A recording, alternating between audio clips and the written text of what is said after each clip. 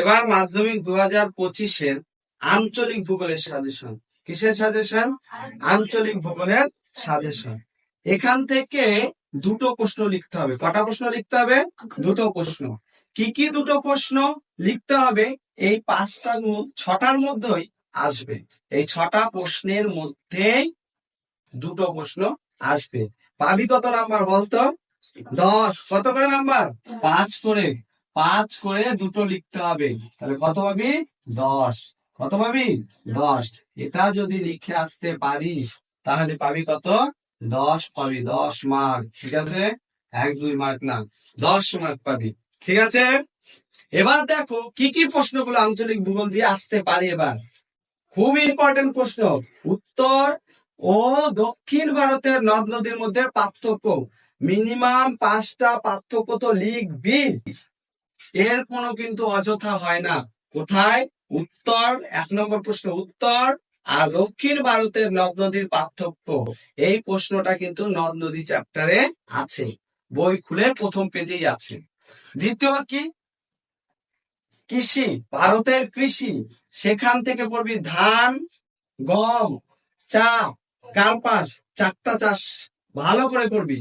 ধান, গম, চা, কার্পাস। চাষের অনুকূল প্রাকৃতিক পরিবেশ সম্বন্ধে আলোচনা করো। অনুকূল প্রাকৃতিক পরিবেশ মানে উষ্ণতা, বৃষ্টিপাত, ভূপ্রকৃতি, এই কটা পয়েন্ট সম্বন্ধে সুন্দর করে, ভূমির ঢাল ভূপ্রকৃতির মধ্যেই পড়বে, সেটা সুন্দর করে লিখবি। কোথায়? 2 নম্বর প্রশ্ন। এখান থেকে কিন্তু একটা পাবি।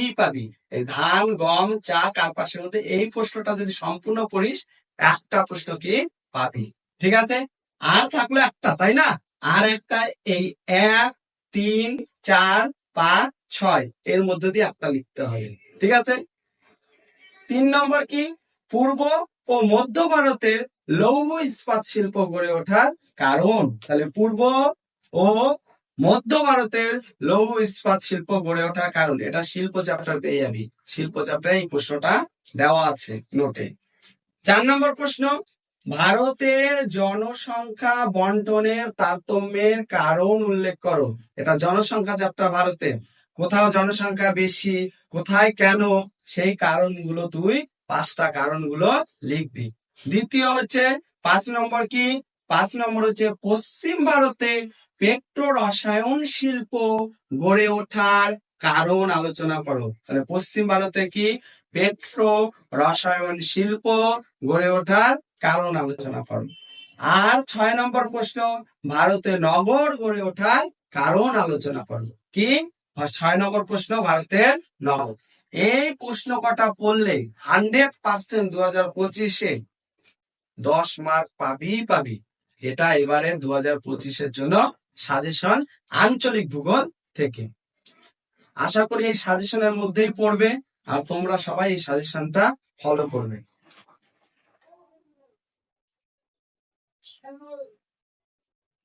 এবার মাধ্যমিক 2025-এর আঞ্চলিক ভূগোলের সাজেশন। কিসের সাজেশন? আঞ্চলিক ভূগোলের সাজেশন। এখান থেকে দুটো প্রশ্ন লিখতে হবে। কটা প্রশ্ন লিখতে হবে? দুটো প্রশ্ন। কি কি দুটো প্রশ্ন লিখতে হবে? এই 6টার মধ্যেই আসবে।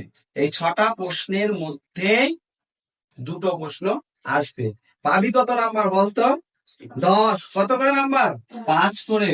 5 করে দুটো লিখতে হবে। তাহলে কত পাবি? 10। কত পাবি? 10। এটা যদি লিখে আসতে পারিস তাহলে পাবি কত? 10 পাবি। 10 মার্ক। ঠিক আছে? 1-2 মার্ক না, 10 মার্ক পাবি। ঠিক আছে? এবার দেখো কি কি প্রশ্নগুলো আঞ্চলিক ভূগোল দিয়ে আসতে পারে। এবার খুব ইম্পর্টেন্ট প্রশ্ন। উত্তর ও দক্ষিণ ভারতের নদ নদীর মধ্যে পার্থক্য। মিনিমাম 5টা পার্থক্য তো লিখবি। এর কোনো কিন্তু অযথা হয় না। কোথায়? উত্তর, 1 নম্বর প্রশ্ন উত্তর আর দক্ষিণ ভারতের নদ নদীর পার্থক্য। এই প্রশ্নটা কিন্তু নদ নদী চ্যাপ্টারে আছে, বই খুলে প্রথম পেজেই আছে। দ্বিতীয় কি? কৃষি, ভারতের কৃষি। সেখান থেকে পড়বি ধান, গম, চা, কার্পাস। 4টা চাষ ভালো করে করবি। ধান, গম, চা, কার্পাস। চাষের অনুকূল প্রাকৃতিক পরিবেশ সম্বন্ধে আলোচনা করো। অনুকূল প্রাকৃতিক পরিবেশ মানে উষ্ণতা, বৃষ্টিপাত, ভূপ্রকৃতি, এই কটা পয়েন্ট সম্বন্ধে সুন্দর করে, ভূমির ঢাল ভূপ্রকৃতির মধ্যেই পড়বে, সেটা সুন্দর করে লিখবি। কোথায়? 2 নম্বর প্রশ্ন। এখান থেকে কিন্তু একটা পাবি। এই ধান, গম, চা, কার্পাসের মধ্যে এই প্রশ্নটা যদি সম্পূর্ণ পড়িস, একটা প্রশ্ন কি পাবি। ঠিক আছে? আর থাকলো একটা, তাই না? আর একটা, এই 1, 3, 4, 5, 6 এর মধ্যে দিয়ে একটা লিখতে হবে। ঠিক আছে? 3 নম্বর কি? পূর্ব ও মধ্য ভারতের লৌহ ইস্পাত শিল্প গড়ে ওঠার কারণ। তাহলে পূর্ব ও মধ্য ভারতের লৌহ ইস্পাত শিল্প গড়ে ওঠার কারণ, এটা শিল্প চ্যাপ্টার পেয়ে যাবি। শিল্প চ্যাপ্টারে এই প্রশ্নটা দেওয়া আছে নোটে। 4 নম্বর প্রশ্ন, ভারতের জনসংখ্যা বন্টনের তারতম্যের কারণ উল্লেখ করো। এটা জনসংখ্যা চ্যাপ্টার ভারতের। কোথাও জনসংখ্যা বেশি, কোথায় কেন, সেই কারণগুলো তুই 5টা কারণগুলো লিখবি। দ্বিতীয় হচ্ছে 5 নম্বর কি? 5 নম্বর হচ্ছে পশ্চিম ভারতে পেট্রো রসায়ন শিল্প গড়ে ওঠার কারণ আলোচনা করো। তাহলে পশ্চিম ভারতে কি? পেট্রো রসায়ন শিল্প গড়ে ওঠার কারণ আলোচনা করো। আর 6 নম্বর প্রশ্ন, ভারতে নগর গড়ে ওঠার কারণ আলোচনা করো। কি? 6 নম্বর প্রশ্ন, ভারতের নগর। এই প্রশ্ন কটা পড়লে 100% 2025-এ 10 মার্ক পাবি। এটা এবারে 2025-এর জন্য সাজেশন, আঞ্চলিক ভূগোল থেকে। আশা করি এই সাজেশনের মধ্যেই পড়বে, আর তোমরা সবাই এই সাজেশনটা ফলো করবে।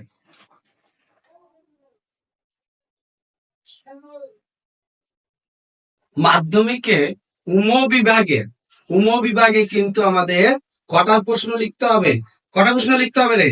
4টা প্রশ্ন লিখতে হবে। প্রাকৃতিক ভূগোল থেকে 2টো, আর আঞ্চলিক ভূগোল থেকে কটা? 2টো। মনে আছে তো? তার মানে কত? 4 5 20 মার্ক লিখতে হবে। কত মার্ক লিখতে হবে? 20 মার্ক কিন্তু। মানে 5 করে 2টো, প্রাকৃতিকে 2টো 10 থাকবে, আর 5 করে 2টো থাকবে আঞ্চলিকে 10। মোট কত আসবে? 20। মোট কত? 20 মার্ক আসবে, কিন্তু 20 মার্ক এখানে লিখতে হবে। ঠিক আছে? তার মধ্যে প্রাকৃতিক ভূগোলে যখন প্রশ্ন লিখবি, তখন কিন্তু প্রতিটা প্রশ্নের ছবি আঁকতে হবে। কি? প্রতিটা প্রশ্নের কি হচ্ছে? ছবি আঁকতে হবে। মনে রাখবি কিন্তু, একদম মাথার মধ্যে ঢুকিয়ে নে যে প্রাকৃতিক ভূগোলের যখন আমরা লিখবো, তখন কিন্তু আমাদের ছবি মাস্ট। ছবি না হলে কিন্তু নাম্বার সেরকম আসবে না, ভালো রেজাল্টও হবে না। তাহলে প্রাকৃতিক ভূগোল লেখার সময় কিন্তু ছবি লিখতে হবে, বিশেষ করে ভূমিরূপ গুলো। বৃষ্টিপাত যদি আসে, ঠিক আছে, বায়ুমণ্ডলে স্তর বিন্যাস যদি আসে, সেই ক্ষেত্রে কিন্তু আমাদের ছবি আঁকতে হবে। আমি সারা বছর ধরে তোদের বলেছি যে ছবি আঁকতে হবে, এখনো বলছি সাজেশন দেওয়ার সময় যে ছবি আঁকতে হবে। তোদের যদি খুব কপাল ভালো থাকে, এই বছর কিন্তু এই 5টা প্রশ্নের মধ্য থেকেই 2টো প্রশ্ন চলে আসবে। কটা প্রশ্ন চলে আসবে? 2টো। এই 5টা কিন্তু সাজেশন। এবার 100% আসার চান্স এখান থেকে 2টো প্রশ্ন, 100%। ঠিক আছে? এই 5টা প্রশ্নের মধ্য দিয়েই কিন্তু 2টো প্রশ্ন আসবে, কিন্তু মাথার মধ্যে ঢুকে রাখ। প্রশ্নগুলো কি কি একটু দেখ। তার আগে আমি বারবার বলছি, এটাই কিন্তু 2025-এর সাজেশন। কিন্তু প্রাকৃতিক ভূগোলে, আঞ্চলিক ভূগোলের সাজেশন আমি পরে দিচ্ছি। তো এটা কিন্তু প্রাকৃতিক ভূগোলের সাজেশন, 100% এটা কিন্তু আসার চান্স এখান থেকে কটা? 2টো যদি লিখে আসতে পারিস, তাহলে কিন্তু 10 পেয়ে যাবি। 2টো যদি লিখে আসতে পারিস, কিন্তু 10 পাবি। কেউ উঠতে পারবে না। ঠিক আছে? এখান দিয়ে নাম্বার বেশি একটা কাটে না। ঠিক আছে? যদি ছবি ঠিকঠাক উদাহরণ দিয়ে আসিস, স্যাররা 5-এ 5 দিয়ে দেবে। ঠিক আছে? তাহলে কি কি প্রশ্নগুলো দেখ। প্রাকৃতিক ভূগোলের দেখ, হিমবাহ ও জলধারা যৌথ কার্যের ফলে 3টি ভূমিরূপ লিখতে হবে। কটা ভূমিরূপ? 3টা ভূমিরূপ। তাহলে এই 3টি ভূমিরূপ লিখলি, তার সঙ্গে ছবি আঁকলি এবং উদাহরণ দিবি, তারপরে কিন্তু প্রশ্নটা শেষ করবি। ঠিক আছে? প্রথমে 2 লাইন লিখবি যে হিমবাহ ও জলধারার যৌথ কার্যের ফলে এই ভূমিরূপ গুলো গঠিত হয়। তারপরে সে কালি চেঞ্জ করে ভূমিরূপ গুলো লিখে, সেই ভূমিরূপ গুলো কালি চেঞ্জ করে ভূমিরূপ লিখে, তারপরে তার সম্বন্ধে ডিটেলসে কাকে বলে বৈশিষ্ট্য, উদাহরণ, ছবি সাইজে দিয়ে সুন্দর করে লিখে আসবি। দ্বিতীয় প্রশ্ন কি, মরু অঞ্চলে, এটা বহির্জাত প্রক্রিয়ার ভূমিরূপ, সেখানেরই প্রশ্ন, প্রথম অধ্যায়েরই প্রশ্ন কিন্তু এই দুটো।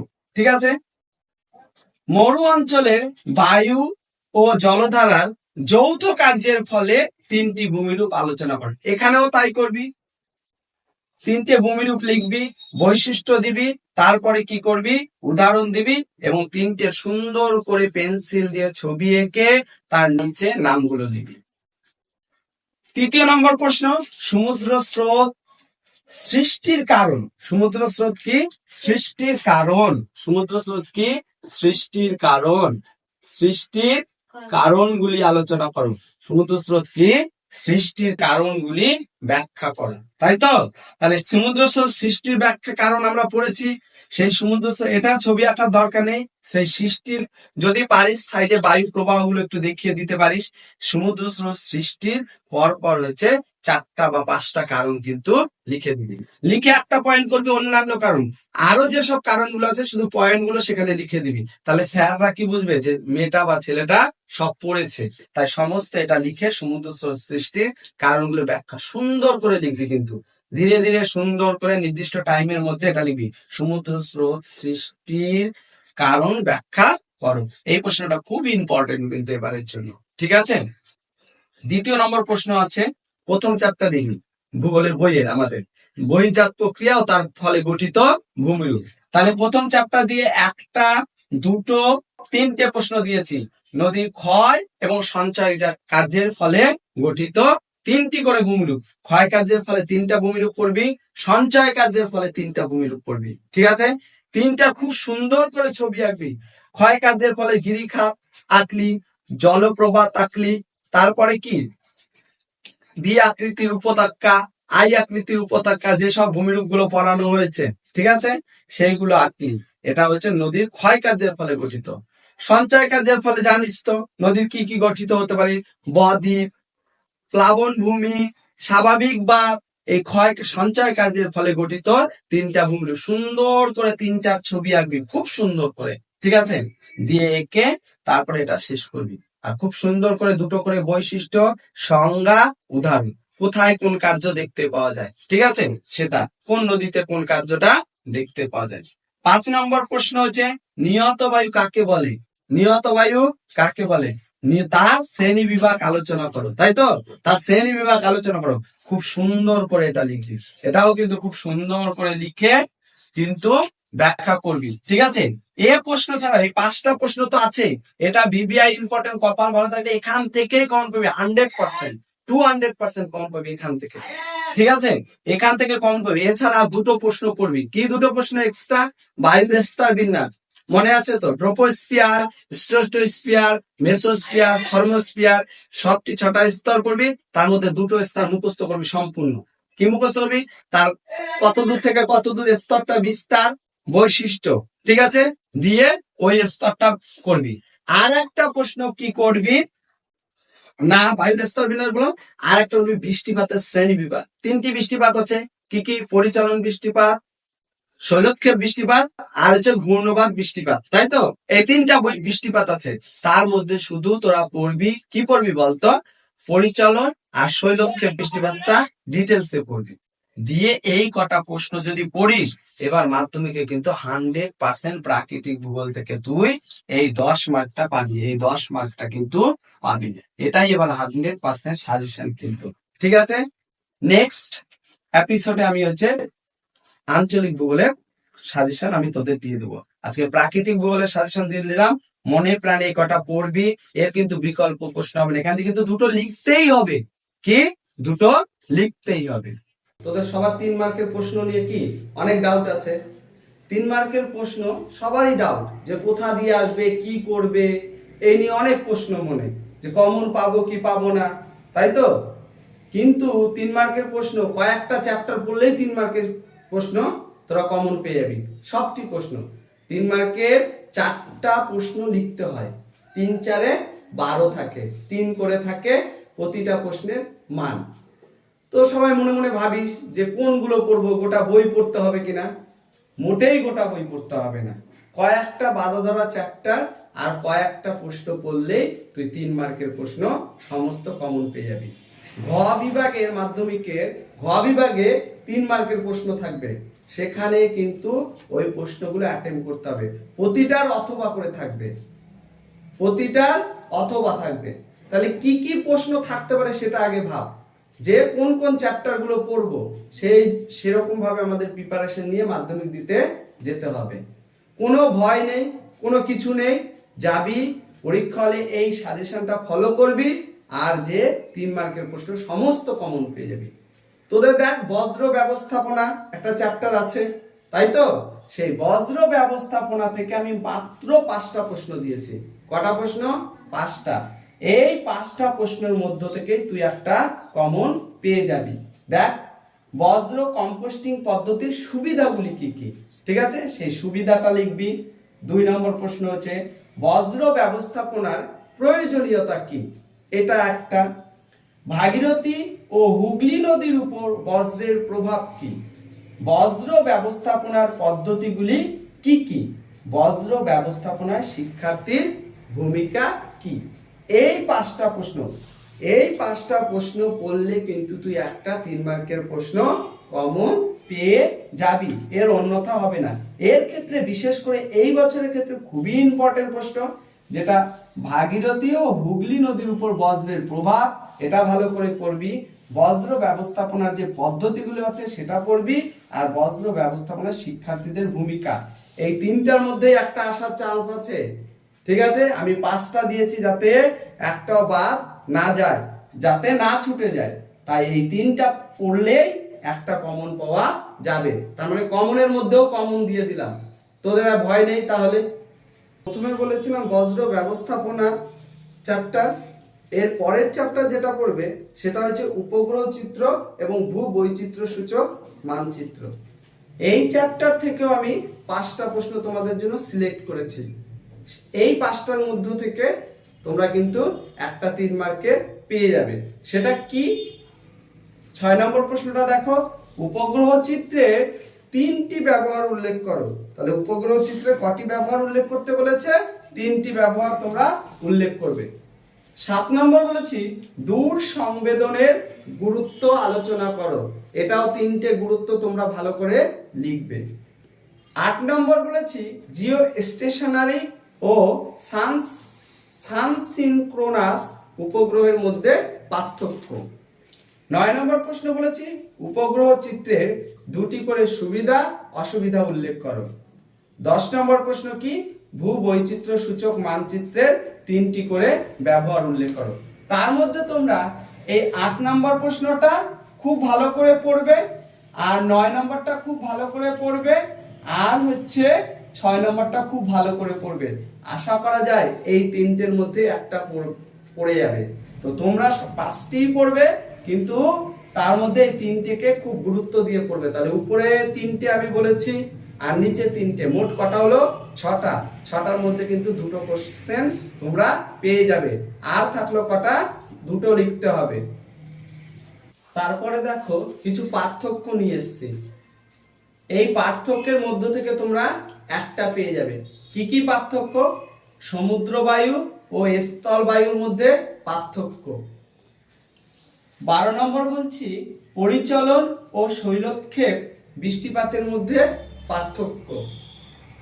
সমুদ্র স্রোত ও সমুদ্র তরঙ্গের মধ্যে পার্থক্য।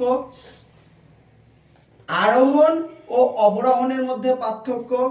ক্রান্তীয় ঘূর্ণপাত নাতিশীতোষ্ণ ঘূর্ণপাতের মধ্যে পার্থক্য।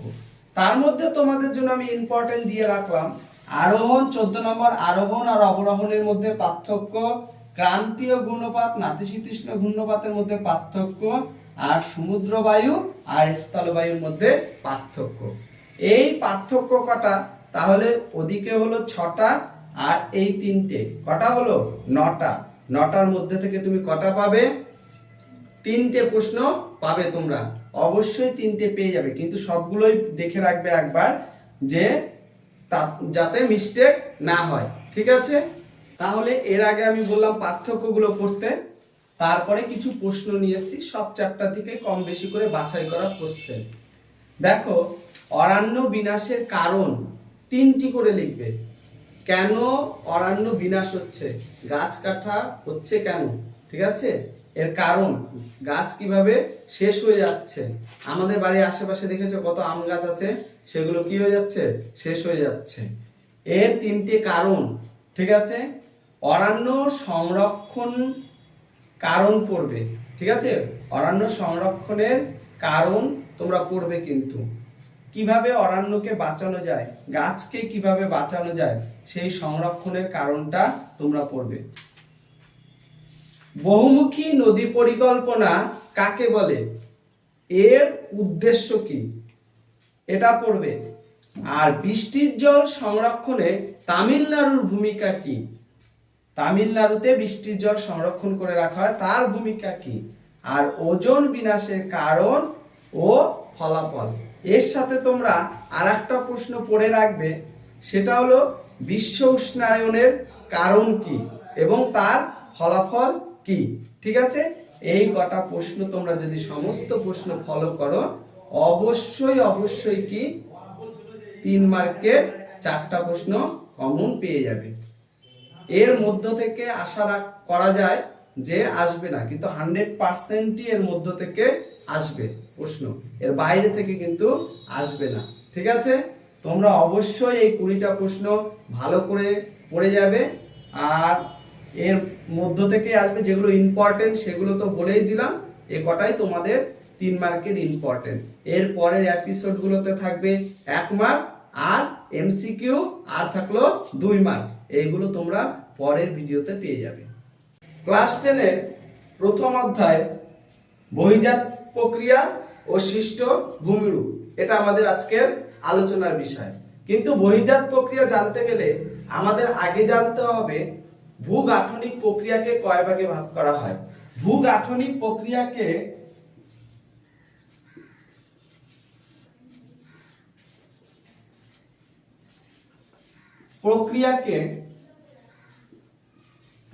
দুটো ভাগে ভাগ করা হয়। কটা ভাগে ভাগ করা হয়, দুটো ভাগে ভাগ করা হয়। একটা অন্তর্জাত প্রক্রিয়া, একটা কি অন্তর্জাত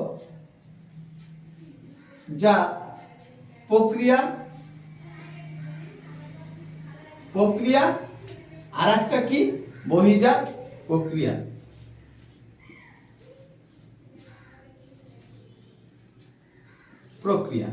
এই দুটো ভাগে আমরা ভাগ করতে পারি।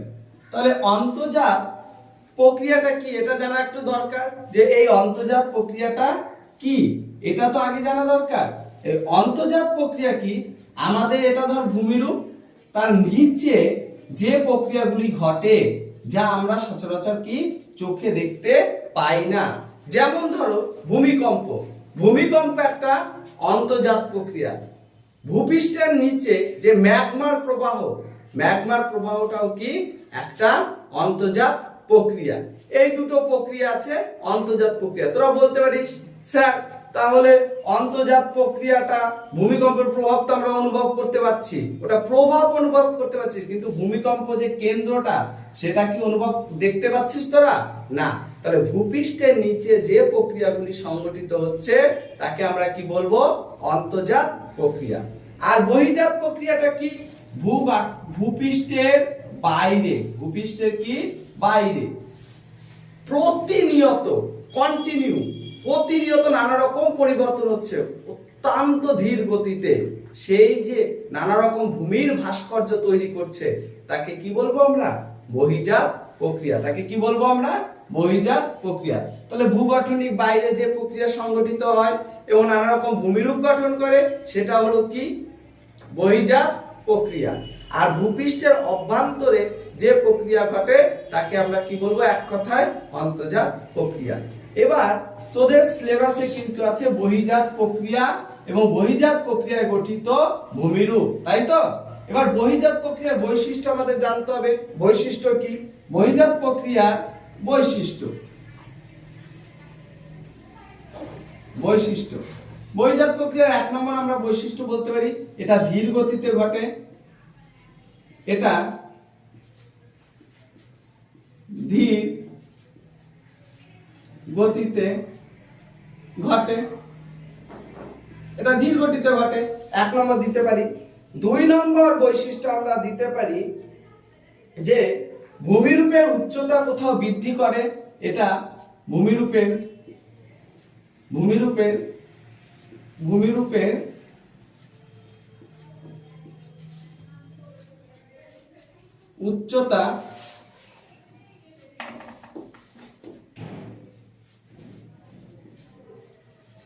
উচ্চতা বৃদ্ধি ও হ্রাসও করতে পারে। কি করতে পারে? হ্রাসও করতে পারে, তাই তো? যে ভূমিরূপের কোথাও উচ্চতা বৃদ্ধি করলো, কোথাও কি করলো? হ্রাস করলো। আর কি করতে পারে? এটি একটি সাধারণ তল তৈরি করবে, ভূপৃষ্ঠের একটি কি করবে? সাধারণ তল তৈরি করতে পারে। কি করতে পারে? তল গঠন করবে। কি করবে? তল গঠন করবে।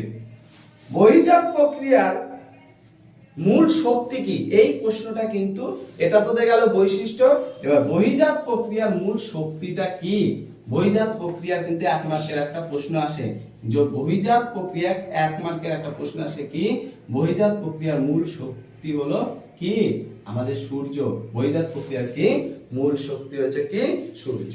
এইটুকু বুঝলি। এবার বহির্জাত প্রক্রিয়ার পদ্ধতি কি পড়বো আমরা? পদ্ধতি পড়বো। কি পড়বো? পদ্ধতি। এটাকে কটা ভাগে ভাগ করা যেতে পারে? পদ্ধতিটাকে 3টা ভাগে ভাগ করা যেতে পারে। কটা ভাগে? 3টা। একটা কি? অবরোহণ। আর একটা কি? জৈবিক প্রক্রিয়া। কি? জৈবিক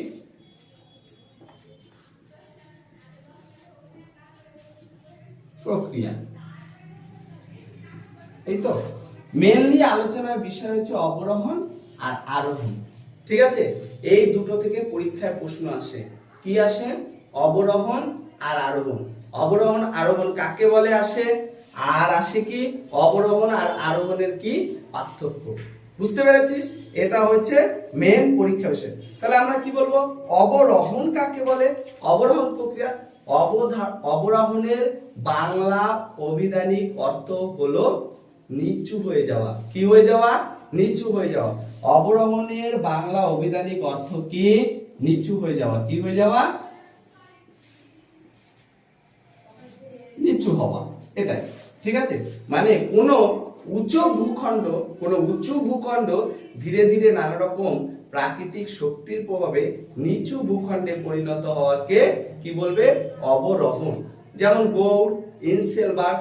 ধরো এরকম একটা ভূমিরূপ আছে কোন জায়গায়, এরকম একটা ভূমিরূপ আছে, পরবর্তীকালে ক্ষয়ে এরকম ভূমিরূপ গঠন করেছে, এরকম নিচু হয়ে যাওয়া। এই প্রক্রিয়াটাকে কি বলবো? অবরোহণ। অবরোহণ আবার 3টি পদ্ধতির মাধ্যমে সংগঠিত হয়। কি কি 3টি পদ্ধতি? অবরোহণ 3টি পদ্ধতির মাধ্যমে সংগঠিত হয়। সেই 3টা পদ্ধতিও তোমাদের জানতে হবে। কি কি 3টা পদ্ধতি? একটা হচ্ছে আবহবিকার, একটা হচ্ছে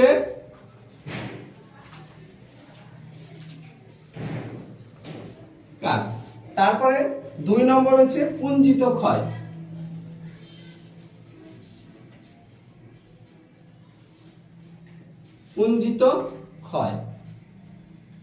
আর একটা কি? ক্ষয়ীভবন।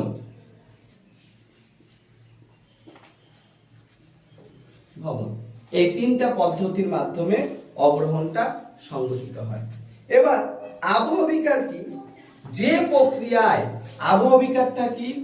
আবহবিকার কাকে বলে সেটা তোমরা মুখস্থ করবে। যে প্রক্রিয়ায় আবহাওয়া ও জলবায়ুর বিভিন্ন উপাদানের দ্বারা, আবহাওয়া জলবায়ুর উপাদান কি? বৃষ্টিপাত, তারপরে হচ্ছে বায়ু প্রবাহ, আবহাওয়ার বিভিন্ন উপাদান বৃষ্টিপাত, তারপরে হচ্ছে বায়ুর চাপ, আর্দ্রতা, শিশির। এটা হচ্ছে আবহাওয়িকার বিভিন্ন উপাদান। ঠিক আছে? এই প্রক্রিয়ায় ভূপৃষ্ঠের শিলাস্তর যান্ত্রিক এবং রাসায়নিক প্রক্রিয়ায় বিয়োজিত হয়ে যে স্থানেই সেই ছোট ছোট নুড়ি পাথরগুলো পড়ে থাকবে সেটাকে আমরা কি বলবো? আবহবিকার। সেটাকে কি বলবো? আবহবিকার। তাহলে বুঝতে পারলি যে আবহাওয়ার বিভিন্ন উপাদানের মাধ্যমে ভূপৃষ্ঠের শিলাখণ্ড চূর্ণ বিচূর্ণ হয়ে সেই স্থানেই পড়ে থাকে তাকে আমরা কি বলবো? আবহবিকার। পুঞ্জিত ক্ষয়টা কি? আমরা পাহাড়ে বেড়াতে গেছি, যাই তো অনেক সময় পাহাড়ে ধস শুনতে পাই যে দার্জিলিং এ ধস নেমেছে, তাই তো? এই যে উপর থেকে অত্যন্ত ধীর গতিতে বা খুব দ্রুত মাধ্যাকর্ষণ শক্তির প্রভাবে নিচের দিকে পড়ে যাওয়াকেই কি বলে? পুঞ্জিত ক্ষয়। তাহলে বুঝতে পারলি পুঞ্জিত ক্ষয়টা কি আর ক্ষয়ীভবন কি? এই যে আবহবিকা এবং পুঞ্জিত ক্ষয়ের ফলে, এই দুটো ক্ষয়ের ফলে যেসব শিলাখণ্ড নুড়ি বালি তৈরি হচ্ছে, সেই নুড়ি বালিগুলোকে কি করে?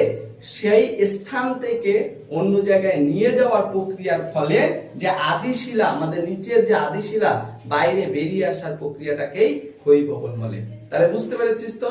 তাহলে এই যে ক্ষয়ে নিয়ে যাওয়া, যা অনেক সময় কি হয় বৃষ্টি হলে আমরা দেখতে পাই না আমাদের বাড়ির উঠোনগুলোতে মাটি দিই, মাটি দেওয়ার ফলে কি হয়? বৃষ্টি হলে কি হয়? অনেক সময় ধুয়ে ওই উপরের মাটিটা চলে যায় এবং নিচের মাটিটা বাইরে বেরিয়ে আসে। এই যে ধৌত প্রক্রিয়াটাকে বলা হয় ক্ষয়ীভবন।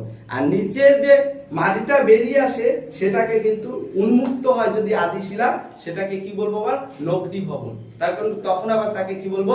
নগ্নিভবন। পরীক্ষায় কিন্তু একটা প্রশ্ন আসে যে নগ্নিভবন কি, তখন বলবি আবহবিকার, পুঞ্জিত ক্ষয় আর ক্ষয়ীভবন, এই তিনটার সম্মিলিত প্রক্রিয়াকে কি বলবো আমরা? নগ্নিভবন। কি বলবো? নগ্নিভবন। এই তিনটার সম্মিলিত প্রক্রিয়াকে নগ্নিভবন বলবো। কি বলবো? নগ্নিভবন। তাহলে বুঝতে পারলি এইটুকু। এবার আমাদের নেক্সট কি আছে? আরোহণ। আরোহণ কি? আরোহণ কি? আরোহণের বাংলা অভিধানিক অর্থ হলো, আরোহণের বাংলা অভিধানিক অর্থ হলো উঁচু হয়ে যাওয়া। কি হয়ে যাওয়া? উঁচু হওয়া। উঁচু হওয়া। তাহলে বুঝতে পেরেছিস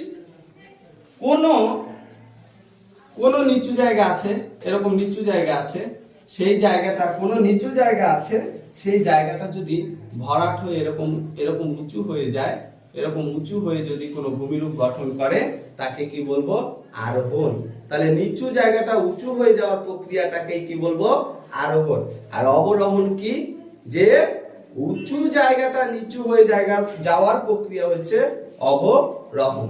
তাহলে বুঝতে পারলি যেমন আমাদের বদ্বীপ, উদাহরণ কিন্তু পরীক্ষা একটা দেয়, বদ্বীপ, প্লাবন ভূমি, স্বাভাবিক বাঁধ, এগুলো হচ্ছে কিন্তু আরোহণের উদাহরণ। আর জৈবিক প্রক্রিয়া কি?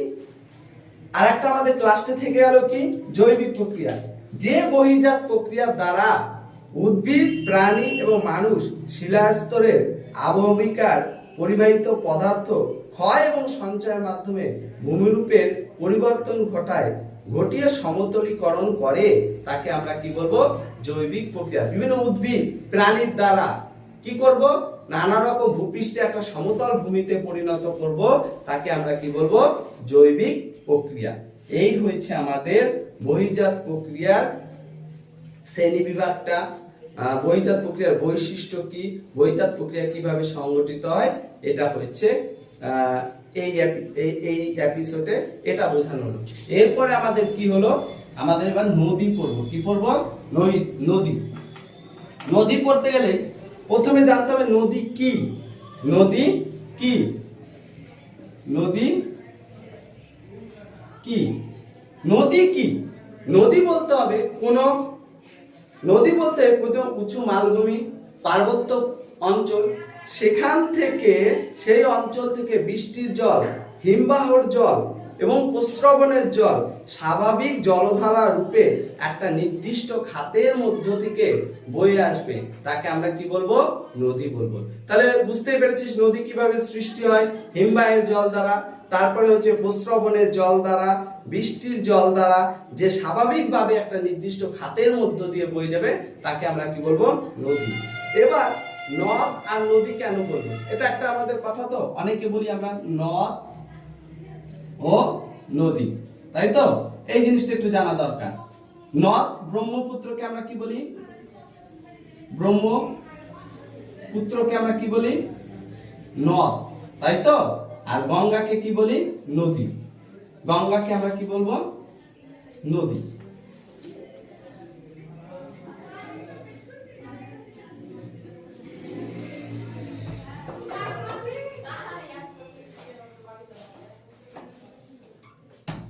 গঙ্গাকে আমরা কি বলবো? নদী বলি। তাহলে গঙ্গাকে কেন আমরা নদী বলবো?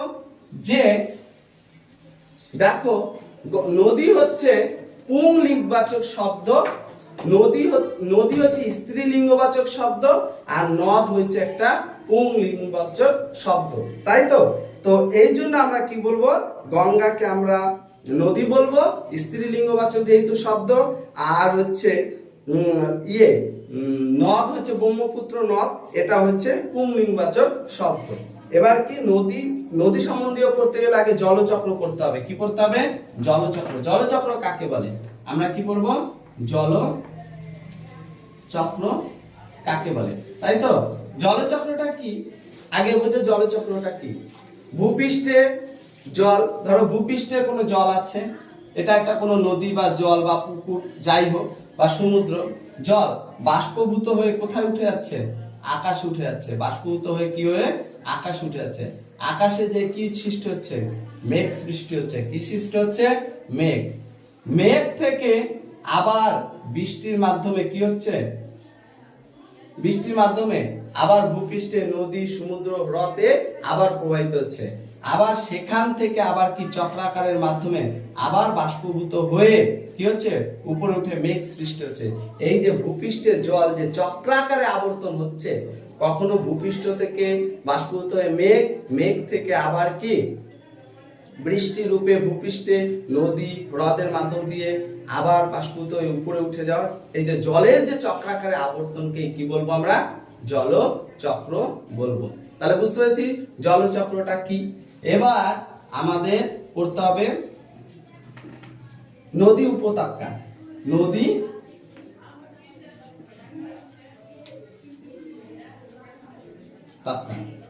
উপত্যকাটা কি? নদী উপত্যকাটা আর কিছুই না, উৎস থেকে মোহনা পর্যন্ত, উৎস থেকে নদী যেখানে সৃষ্টি হলো, কোনো পাহাড় সৃষ্টি হলো, তো কোনো পাহাড় থেকে একটা নদী সৃষ্টি হলো, উৎস থেকে মোহনা পর্যন্ত, উৎস থেকে এখানে ধরো মোহনা পর্যন্ত নদী যে একটা খাতের মধ্য দিয়ে প্রবাহিত হবে, এটা নদী তো একটা খাতের মধ্য দিয়ে প্রবাহিত হচ্ছে। এই নদীটা কি হচ্ছে? একটা খাতের মধ্য দিয়ে প্রবাহিত হচ্ছে। তো সেই যে খাতটা যার মধ্য দিয়ে নদী প্রবাহিত হচ্ছে, ঠিক আছে, সেই খাতটাই হলো, যে সেই সংকীর্ণ খাতটাই হলো নদী উপত্যকা। পৃথিবীর দীর্ঘতম নদী হচ্ছে এরকম লম্বায় বড় নদী হচ্ছে নীল নদ। কি নদ? নীল নদ। তাহলে বুঝাতে পারলাম নদী উপত্যকাটা কি। উৎস থেকে মোহনা পর্যন্ত নদী যে দীর্ঘ খাতের মধ্য দিয়ে প্রবাহিত হয় তাকে কি বলবো? নদী উপত্যকা। এবার নদী অববাহিকা কি? এর দ্বিতীয় কি? নদী অববাহিকা।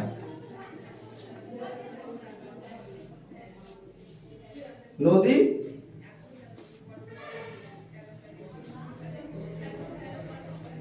অববাহিকা। নদী অববাহিকাটা কি? প্রধান নদী, উপনদী, শাখা নদী, প্রশাখা নদী মিলিত হয়ে যে সুবিস্তৃত অঞ্চলের উপর দিয়ে প্রবাহিত হয়। এই যে আমরা মহানন্দা নদী, মালদা শঙ্কর নদীর উপর মহানন্দা নদীর পাশে যেসব জায়গাগুলোর উপর দিয়ে নদী প্রবাহিত হয়েছে, সেটাই হচ্ছে কি? নদী উপত্যকা। তাহলে প্রধান নদী, উপনদী, শাখা নদী, প্রশাখা নদী মিলিতভাবে যে সুবিস্তৃত অঞ্চলের উপর দিয়ে প্রবাহিত হয় তাকে হচ্ছে নদী অববাহিকা বলে। পৃথিবীর বৃহত্তম নদী অববাহিকা হচ্ছে আমাজন নদীর অববাহিকা। কোন নদীর অববাহিকা? আমাজন নদীর অববাহিকা। আর ভারতের বৃহত্তম নদী অববাহিকা হচ্ছে গঙ্গা নদী অববাহিকা। তাহলে বুঝতে পারলি পৃথিবীর বৃহত্তম নদী অববাহিকা কি? আমাজন। এটা 1 মার্কের প্রশ্নের জন্য খুব ইম্পর্টেন্ট, যে পৃথিবীর বৃহত্তম নদী অববাহিকা কি। আর ভারতের বৃহত্তম নদী অববাহিকা হচ্ছে গঙ্গা। কি? গঙ্গা। তাহলে বুঝতে পেরেছিস তো নদী অববাহিকা কি। এবার ধারণ অববাহিকা কি? ধারণ অববাহিকা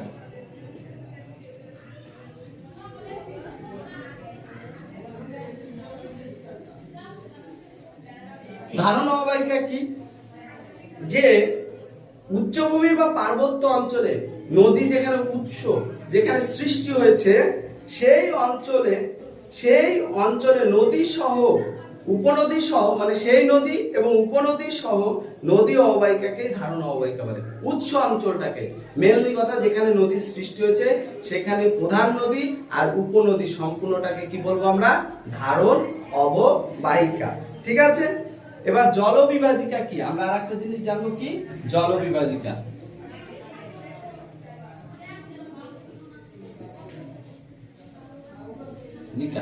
জলবিভাজিকা যখন দুটো নদী পাশাপাশি চলছে, এরকম দুটো নদী কি পাশাপাশি চলছে, মাঝখানে একটা উঁচু ভূমিরূপ, এই দুটো নদীকে মিশতে দিচ্ছে না, তাই তো?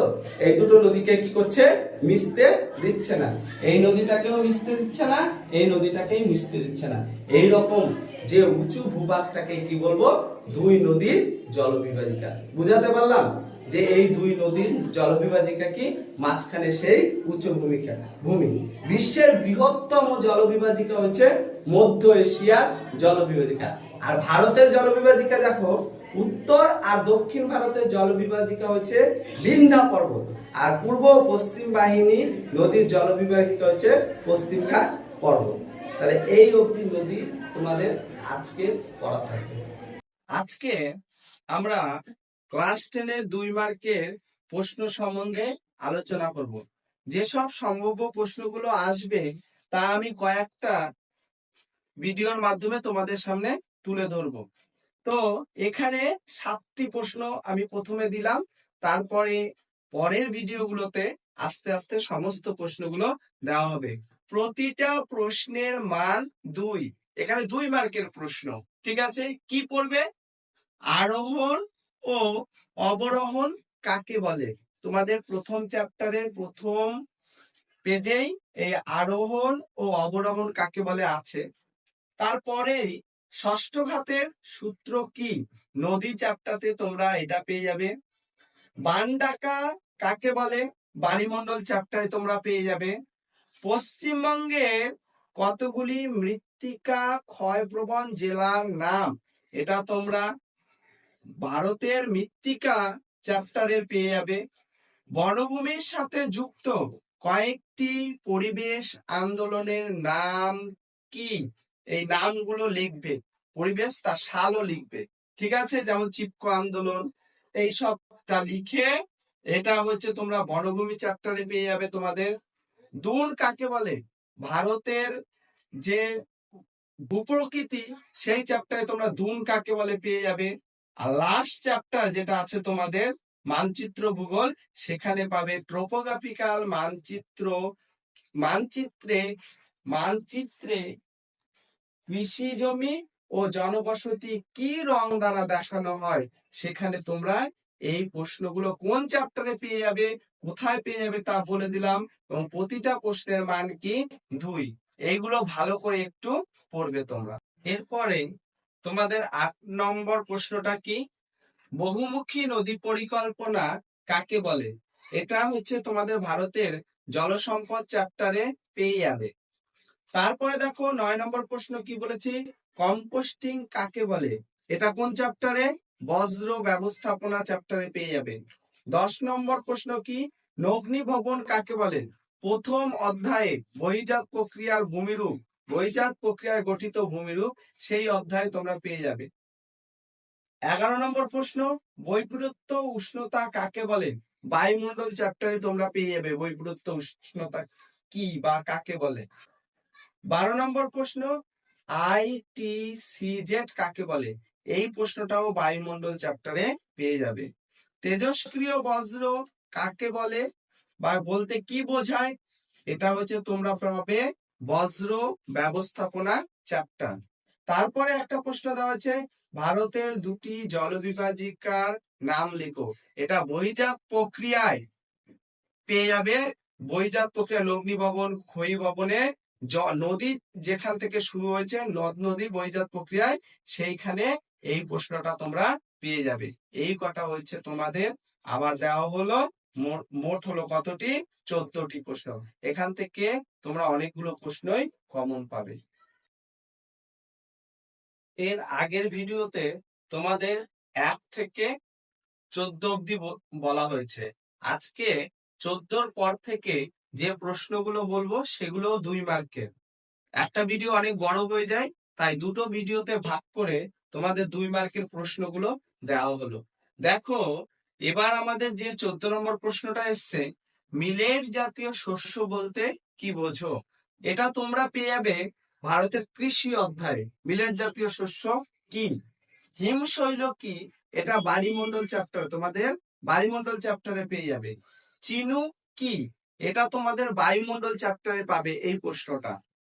উপগ্রহ চিত্র কি? তোমাদের লাস্ট চ্যাপ্টার ট্রোপোগ্রাফিক্যাল ম্যাপ যে চ্যাপ্টারটায়, সেই চ্যাপ্টারে তোমরা পেয়ে যাবে উপগ্রহ চিত্রর সংজ্ঞা দাও। অ্যাপোজি জোয়ার কাকে বলে? এটাও তোমরা পেয়ে যাবে তোমাদের বায়ুমণ্ডল চ্যাপ্টার। বৃষ্টির জল সংরক্ষণের দুটি উদ্দেশ্য কি? এটা জল সংরক্ষণ বা জল সম্পদ চ্যাপ্টার ভারতের, সেইখানে তোমরা পেয়ে যাবে।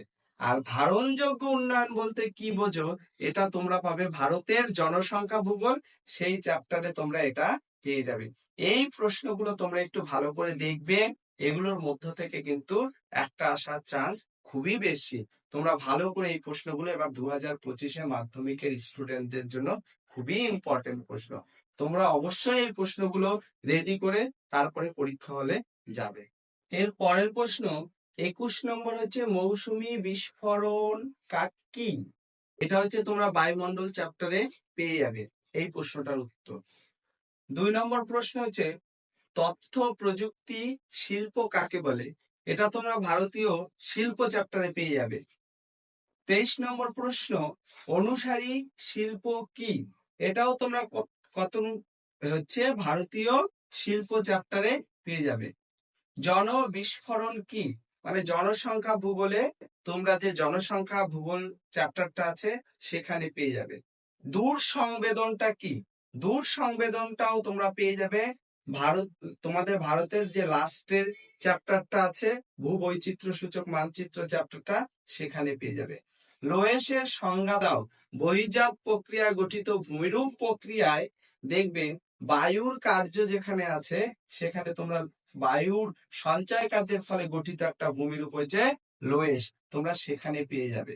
হিমরেখা কি? তোমরা এটাও পেয়ে যাবে তোমরা হচ্ছে বায়ুমণ্ডল চ্যাপ্টার। এটা কোথায় পেয়ে যাবে? বায়ুমণ্ডল চ্যাপ্টার। হিমরেখা কি? সামাজিক কৃষি বনসৃজন, তোমরা ভারতের কৃষি চ্যাপ্টার আছে সেখানে তোমরা পেয়ে যাবে। 29 নম্বর প্রশ্ন দেখো, কৃষি বনসৃজন কাকে বলে? এটাও তোমরা পেয়ে যাবে ভারতীয় কৃষি চ্যাপ্টার। তারপরে দেখো পশ্চিমী ঝঞ্ঝার সংজ্ঞা দাও, ভারতীয় জলবায়ু চ্যাপ্টার, যেখানে তোমরা মৌসুমী বিস্ফোরণ কি সেটা যেখানে পাবে, ওটাও ওই চ্যাপ্টারেরই প্রশ্ন। পশ্চিমী ঝঞ্ঝার সংজ্ঞা দাও। এই প্রশ্নগুলো তোমাদের থাকবে মাধ্যমিকের গ বিভাগের। কোন বিভাগে থাকবে? গ বিভাগে। লিখতে হবে কতটা? 6টা প্রশ্নের উত্তর দিতে হবে। তোমরা আশা করি এই প্রশ্নগুলো পড়ে এবং টেক্সট বইয়ের আরো কিছু কিছু প্রশ্ন যেগুলো আমাদের দেওয়া হয় সেই প্রশ্নগুলো তোমরা পড়ে নেবে, তাহলে আশা করি সমস্ত 2 মার্কের কোশ্চেন তোমরা কমন পেয়ে যাবে। এর মধ্যেই কোশ্চেন হবে, এর বাইরে একটা কোশ্চেনও হবে না, ঠিক আছে? আশা করি তোমরা ভালো করে পড়বে এবং টেক্সট বইয়ে আরো কিছু ছোট ছোট প্রশ্ন আছে, সেই জায়গাগুলো তোমরা একটু দেখবে। তো আজকে এই পর্যন্ত এই ভিডিওটা শেষ করলাম। তোমাদের সমস্ত 2 মার্ক কমপ্লিট হয়ে গেছে। এর আগে 5 মার্কের দেওয়া হয়েছে, তারপর 3 মার্কের দেওয়া হলো, আজকে 2 মার্কের দেওয়া হলো, এবং এরপরে থাকবে 1 মার্ক আর এমসিকিউ। এগুলো পরের এপিসোড গুলোতে আস্তে আস্তে দেওয়া হবে। এবং চ্যানেলটা যদি ভালো লাগে তোমরা সাবস্ক্রাইব করে পাশে থাকবে। আজকে আমি নিয়ে এসেছি আমাদের প্রথম অধ্যায়ের মাধ্যমিকের 10টি শর্ট প্রশ্ন। কি 10টি শর্ট প্রশ্ন? তার মধ্য থেকে এবার পরীক্ষায় প্রথম অধ্যায়ে 10টি শর্ট প্রশ্নের মধ্য থেকেই তোমাদের জন্য পরীক্ষায় আসবে। সেই প্রথম অধ্যায়টা কি? বহির্জাত প্রক্রিয়া ও তাদের দ্বারা সৃষ্ট ভূমিরূপ। কি কি 10টা শর্ট প্রশ্ন এই বছরের জন্য ভিভিআই ইম্পর্টেন্ট, এই 10টি তোমরা পড়ে যে মাধ্যমিক পরীক্ষা দিবে, এর মধ্য থেকে 100% কমন আসবে। কি কি সেই 10টি শর্ট প্রশ্ন? প্রথম নম্বর প্রশ্ন হলো ক্ষয় সীমা ধারণার প্রবর্তক কে? JW পায়েল।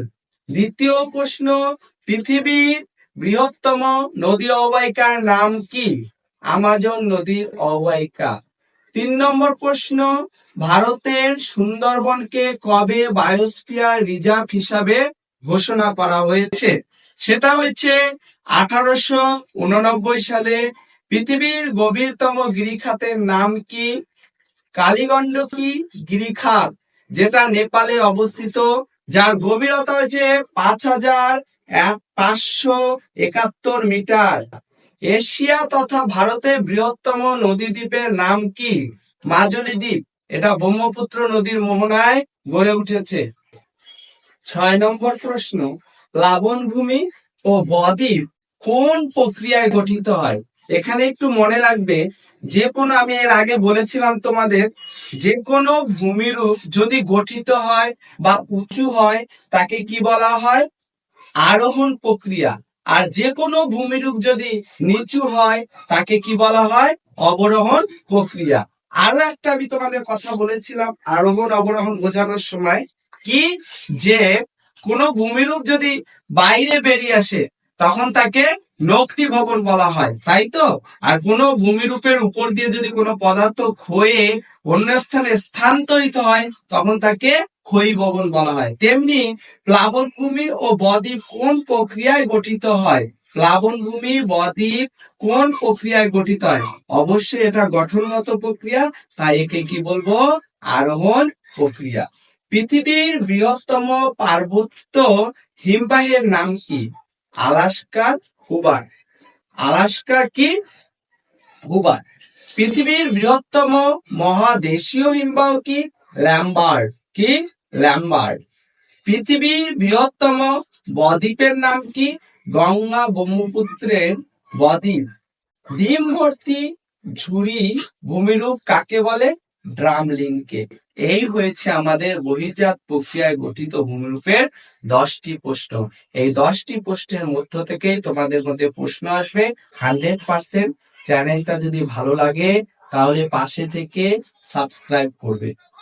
রয় ব্রাদার্স কোচিং সেন্টারে তোমাদের স্বাগত। আজকে আবার একটা নতুন ভিডিও নিয়ে আমি উপস্থিত হয়েছি। দ্বিতীয় চ্যাপ্টার ভূগোলের বায়ুমণ্ডল। এখান থেকে তোমাদের আমি 10টা শর্ট প্রশ্ন দিব। সেই 10টা শর্ট প্রশ্নের মধ্য থেকেই এবার মাধ্যমিকে 100% বায়ুমণ্ডল চ্যাপ্টার দিয়ে যদি কোনো প্রশ্ন হয় এর মধ্য থেকেই আসবে। তোমরা একটু, পরীক্ষার আর বেশি দিন সময় নেই, তোমরা একটু তাড়াতাড়ি করে ঝটপট করে প্রতিদিন যে শর্ট প্রশ্নগুলো দেওয়া হয় তোমরা 5 মিনিট করে ভিডিওটা দেখে এবং শর্ট প্রশ্নগুলো রেডি করতে পারবে। চ্যানেলটির সঙ্গে থেকে লাস্ট অব্দি ভিডিওগুলো দেখবে এবং চ্যানেলের লাস্টে একটু সাবস্ক্রাইব করে দেবে। আর বেশি কথা না বাড়িয়ে আমরা চলো দেখি যে বায়ুমণ্ডল চ্যাপ্টার কোন কোন শর্ট প্রশ্নগুলো আছে। তোমরা তাড়াতাড়ি দেখে নাও যে এই সব শর্ট প্রশ্নের মধ্য থেকেই তোমাদের কিন্তু এবার 100% আসার চান্স আছে এবং 100%ই বলছি আসবে। দেখো শর্ট প্রশ্নগুলো কি? ওজোন ধ্বংসকারী গ্যাস কোনটি? CFC, যার ফুল ফর্ম হচ্ছে ক্লোরোফ্লোরোকার্বন। ঠিক আছে। দ্বিতীয় প্রশ্ন হচ্ছে অ্যালগোডোর শতকরা পরিমাণ কত? অ্যালগোডো মানে অকৃতকার্য সৌরশক্তি, যেটা বায়ুমণ্ডলে কোন রকম কার্য না করে বাইরে চলে যায়, আমাদের সৌরজগতের বাইরে, পৃথিবীর পৃষ্ঠের বাইরে চলে যায়, এবং সেটাকে বলবো আমরা কি? অ্যালবেডো। সেটা কত পার্সেন্ট? 34%। বায়ুমণ্ডলের সর্বাধিক উত্তপ্ত হয় কোন পদ্ধতিতে? আমরা পড়েছিলাম বায়ুমণ্ডল উত্তপ্ত হওয়ার পদ্ধতি বিকিরণ, পরিবহন, পরিচলন। তার মধ্যে কোনটি? বিকিরণ পদ্ধতিতে সব থেকে বেশি বায়ুমণ্ডল উত্তপ্ত হয়। শীতকালীন বৃষ্টিপাত হয় কোন জলবায়ুতে? এই প্রশ্নটাকে ঘুরিয়েও আসতে পারে যে ভূমধ্য সাগরীয় জলবায়ু অঞ্চলে কখন বৃষ্টিপাত হয়। এখানে প্রশ্নটা করানো হয়েছে যে শীতকালীন বৃষ্টিপাত হয় কোন জলবায়ুতে? সেক্ষেত্রে তোমরা বলবে ভূমধ্য সাগরীয় জলবায়ুতে। আর এখানে আরেকটা প্রশ্ন খুব ইম্পর্টেন্ট, আমি যদিও লিখিনি, পরিচলন বৃষ্টিপাত কখন হয় সেটা লিখবে। কোন জলবায়ুতে হয় সেটা লিখবে। নিরক্ষীয় জলবায়ু অঞ্চলে পরিচলন বৃষ্টিপাত ঘটে। বৃষ্টিপাতের পরিমাপ করা হয় কোন যন্ত্রের সাহায্যে? সেটা হচ্ছে রেনগজ যন্ত্রের সাহায্যে। 6 নম্বর প্রশ্ন, ঘূর্ণপাত শব্দটি প্রথম কে ব্যবহার করেন? হেনরি পেডিংটন। তাহলে ঘূর্ণপাত সৃষ্টি প্রথম কে ব্যবহার করেন? কথাটি প্রথম কে ব্যবহার করেছিলেন? হেনরি পেডিংটন। কোন স্তরে শক্তি মেঘ বা মাদার অফ অল ক্লাউড সৃষ্টি হয়? স্ট্রাটোস্ফিয়ার। এখানে আর একটা জিনিস মনে রাখবে, স্ট্রাটোস্ফিয়ারে কিন্তু ওজোন গ্যাস সৃষ্টি হয়, ওজোন স্তর আছে আমাদের। স্ট্রাটোস্ফিয়ারে কি আছে? ওজোন স্তর আছে। তারপরে দেখো 8 নম্বর প্রশ্ন, বেতার তরঙ্গ কোন স্তরে প্রতিফলিত হয়? থার্মোস্ফিয়ারে। তাহলে বেতার তরঙ্গ কোন স্ফিয়ারে প্রতিফলিত হয়? থার্মোস্ফিয়ারে। বায়ুমণ্ডলের নাইট্রোজেন গ্যাসের শতকরা পরিমাণ কত? 78.08%। তারপর 10 নম্বর প্রশ্ন কি? বায়ুর শক্তি মাপা হয় কোন স্কেলের সাহায্যে? বিওফোর্ট স্কেলের সাহায্যে। এই আমাদের গেল 10টা প্রশ্ন। এই 10টা প্রশ্নের মধ্য থেকে বায়ুমণ্ডল চ্যাপ্টার আমি কভার করলাম। তোমরা আশা করি এই 10টার মধ্য দিয়ে কমন পেয়ে যাবে। এই 10টা ভালো করে পড়বে। একেতে মাধ্যমিক খুবই আসন্ন, খুব অল্প সময়ের মধ্যে এই 10টা প্রশ্ন শেষ করবে। আর এর পরের এপিসোড গুলোতে আরো প্রশ্নগুলো আসবে। তোমরা চ্যানেলটার পাশে থেকে সাবস্ক্রাইব করবে এবং লাইক করবে। রয় ব্রাদার্স কোচিং সেন্টারে স্বাগত। আজকে আমরা আলোচনা করব মাধ্যমিকের বায়ুমণ্ডল, তোমাদের ভূগোল বিষয়ের 3য় অধ্যায় নিয়ে। 3য় অধ্যায় মোট আমি 10টি প্রশ্ন তোমাদের জন্য রেডি করেছি, যার মধ্য থেকে তুমি এমসিকিউ, এসিকিউ এবং শূন্যস্থান পূরণ পেয়ে যাবে। চ্যানেলটি ভালো লাগলে পাশে থেকে সাবস্ক্রাইব করবে এবং বন্ধুদের মধ্যে শেয়ার করে দিবে। দেখো, বায়ুমণ্ডল নিয়ে আমি যে 10টি শর্ট প্রশ্ন নিয়ে এসেছি, সেই 10টি শর্ট প্রশ্ন কি দেখো তোমরা একবার। কি? শৈবাল সাগর সৃষ্টি হয়েছে কোন মহাসাগরে? উত্তর, আটলান্টিক মহাসাগরে। 2 নম্বর, এল নিনো দেখা যায় কোন মহাসাগরে? প্রশান্ত মহাসাগরে।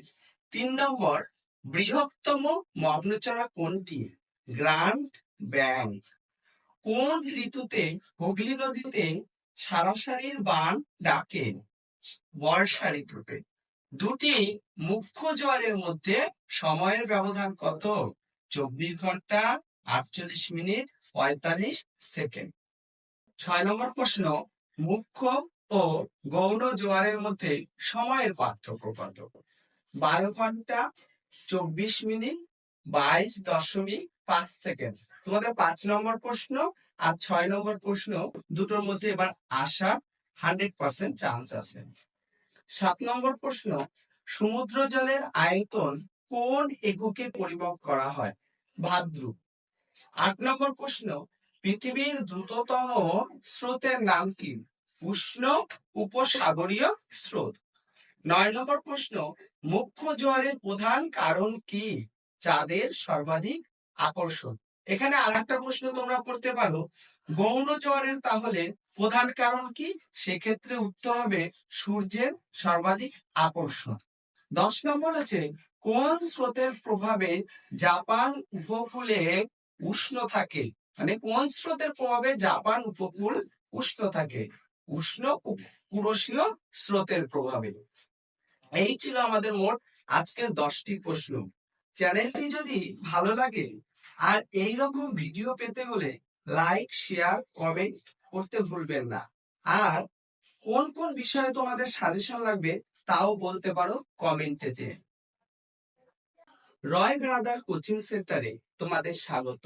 আজকে আমি তোমাদের আসন্ন মাধ্যমিক পরীক্ষার আরেকটা চ্যাপ্টারের শর্ট প্রশ্ন নিয়ে হাজির হয়েছি। সেই চ্যাপ্টারটা হচ্ছে বজ্র ব্যবস্থাপনা। এই চ্যাপ্টার থেকে আমি 10টি শর্ট প্রশ্ন দেব, তার মধ্য থেকে 100% কমন আসবে। তোমরা ভিডিওটা না টেনে শেষ অবধি সম্পূর্ণ ভিডিওটা দেখবে এবং কি কি শর্ট প্রশ্ন দেওয়া হয়েছে সেইগুলি দেখার পরে তোমরা যদি ভিডিওটা ভালো লাগে একটা লাইক, শেয়ার এবং বন্ধুদের মাঝখানে শেয়ার করতে ভুলবে না এবং কমেন্ট করতেও ভুলবে না। চলো কথা না বাড়িয়ে আমাদের রায় ব্রাদার্স কোচিং সেন্টার তোমাদের জন্য কি কি শর্ট প্রশ্ন নিয়ে আসছে একবার দেখি। প্রথম শর্ট প্রশ্ন, তেজস্ক্রিয় বজ্রের উৎস কি? তোমরা অবশ্যই জানো তেজস্ক্রিয় বজ্রটা কি। পারমাণবিক শক্তি উৎপাদন কেন্দ্র থেকে যেসব বজ্র পদার্থগুলি উৎপন্ন হয় সেইগুলোই হলো তেজস্ক্রিয় বজ্র। তাহলে কি ইউরেনিয়াম, থোরিয়াম এইগুলো হচ্ছে তেজস্ক্রিয় পদার্থ। এগুলো কোথা থেকে উৎপন্ন হয়? না, পারমাণবিক শক্তি উৎপাদন কেন্দ্র থেকে। তাই তেজস্ক্রিয় বজ্রের উৎস হবে পারমাণবিক শক্তি উৎপন্ন কেন্দ্র। একটি অসংক্রমণ বজ্রের উদাহরণ দাও।